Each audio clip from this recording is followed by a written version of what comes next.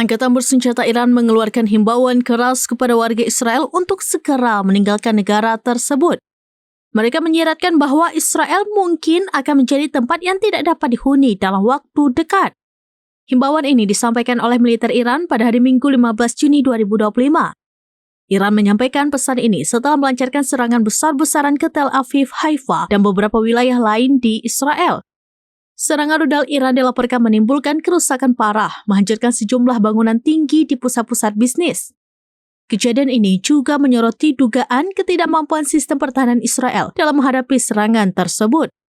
Seorang perwakilan dari Angkatan Bersenjata Iran, Reza Sayed, menekankan pentingnya bagi warga sipil untuk secepatnya meninggalkan wilayah yang diduduki.